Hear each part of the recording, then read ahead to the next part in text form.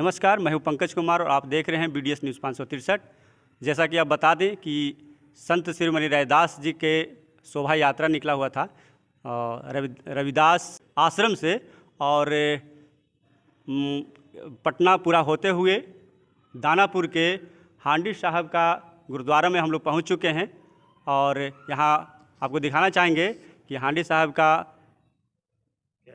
इतिहास है और यहाँ उनके प्रतिमा है या उनके गुरु ग्रंथ साहब का। इधर दिखा दे कैमरामैन, है ना, इनको भी दिखा दें। और हमारे साथ यहाँ के महंत जी हैं। चलिए इनसे जानते हैं कि हांडी साहब का क्या इतिहास रहा है और किस लिए जाने जाते हैं। सर, अपना परिचय देते हुए साहब का इतिहास बताने का काम करेंगे। सर, मेरा नाम भाई सतलोक सिंह जी ग्रंथी, गुरुद्वारा हांडी साहब दानापुर विखे। इस गुरुद्वारे का नाम गुरुद्वारा हांडी साहब है, दानापुर अवस्थी घाट में स्थित है। 10वें पातशाह साहब श्री गुरु गोविंद सिंह जी महाराज पटना साहब में अवतार धारण करने के बाद 7 साल तक उम्र तक वहाँ पर रहे। उनके पिता साहब श्री गुरु तेग बहादुर साहब जी महाराज पंजाब से अनंतपुर साहब से हुक्मनामा चिट्ठी भेजा कि आप पंजाब को चले आओ।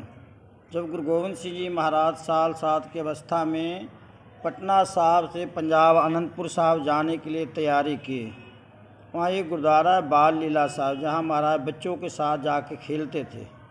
वहाँ का राजा का था नाम राजा फतेह चंद मैनी, रानी का नाम था विशंभरा देवी। महाराज जब खेलते थे, रानी घर में कोई औलाद नहीं था। रानी के मन में भावना पैदा हुआ करे मेरे घर पुत्र होवे तब गुरु गोविंद सिंह जैसा होवे। महाराज गुरु गोविंद सिंह बाल अवस्था में विशंभरा देवी की भावना जान गए, उनके गोद में जाके बैठ गए गुरु गोविंद सिंह महाराज बाल अवस्था में, और कहने की माता आज तू मेरे धर्म की माता, हम तेरे धर्म के पुत्र हैं। तू ये कहती थी कि पुत्र हो मेरे जैसा तो हम ही हैं। उसके बाद ये भी तो कहती थी कि पुत्र होता तो मेरा नाम निशान रहता, मेरे नाम के साथ साथ जब तक पृथ्वी है तेरा भी नाम जुड़ा रहेगा। तो वहाँ गुरुद्वारा कंगन घाट है गंगा किनारे, जहाँ गुरु गोविंद सिंह जी महाराज बच्चों के साथ बेड़ी सैर करते थे। वहाँ माता गुजरी जी सोने का कड़ा दिए थे, पहनाए थे 10वें गुरु गोविंद सिंह महाराज को, वो गंगा में फेंक दिए। वहाँ पर एक विशंभरा शिवदत्त पंडित होता था, वो श्री रामचंद्र जी महाराज के पुजारी थे। वो भोग लगाते थे, गुरु गोविंद सिंह महाराज बाल उठा के खा लिया करे। शिवदत्त पंडित हाथ पकड़ा और कहे तुम जूठा कर देते हो, कहे किसको भोग लगाते हो, कहते रामचंद्र जी महाराज के। कहने हम में उनमें कोई भेद नहीं है। शिवदत्त पंडित जो भेद नहीं है तो राम रूप हो के दर्शन दो मेरे। फिर गुरु गोविंद सिंह महाराज बाल अवस्था में 7 साल की उम्र में राम रूप हो के दर्शन दिए शिवदत्त पंडित जी को। शिवदत्त पंडित फिर मुरीद बन गए। जब गुरु गोविंद सिंह महाराज पटना साहब से अनंतपुर साहब ने जाने के लिए तैयारी किए तो राजा फतेह चंद मैनी, रानी विशंभरा देवी और शिवदत्त पंडित लोकल संगति स्थान तक गुरु गोविंद सिंह महाराज को छोड़ने आए। इस दानापुर तक आए। इस स्थान पे आते ही शाम पड़ी। एक माता जमुना देवी रहती थी, जिसके घर में उतारा कि रात को रुके। गुरु गोविंद सिंह महाराज के माता जी संगत सवेर के चले, भूखे प्यासे भोजन कराओ। माता जमुना देवी कहती महाराज हम तो बहुत गरीब हैं, मिट्टी की हड़िया में थोड़ी से खिचड़ी बनाए, संगत बहुत है। गुरु गोविंद सिंह महाराज घबराने की जरूरत, मिट्टी की हांडी वाले जो खिचड़ी मेरे पास ले आके गुरु साहब को आगे रख दिए। रखने के बाद गुरु साहब ने प्रार्थना की, अरदास की। अरदास करने के बाद ये हुक्म हुआ कि खिचड़ी का लंगर सारे संगत को खिलाना शुरू कर दो। जितने भी संगत थे रज के खा ले। मिट्टी का हांडी जो था वो भरे के भरे ख़त्म नहीं हुआ। इस करके यहाँ इसका नाम पड़ गया हांडी साहब, मिट्टी की हांडी बनाने करके ये स्थान को जी हांडी साहब। फिर सवेर पंजाब जाने लगे 10वें गुरु गोविंद सिंह महाराज। फिर रानी जमुना देवी प्रार्थना किए, आप पंजाब को जा रहे हो तो मेरा ये नियम बन चुका है, जब पटना साहब में जाके महाराज गुरु तेग बहादुर जी को दर्शन कराते थे तब जाकर अन्न जल करते थे, और आप भी पंजाब को जा मिले कोई निशानी दे जाओ।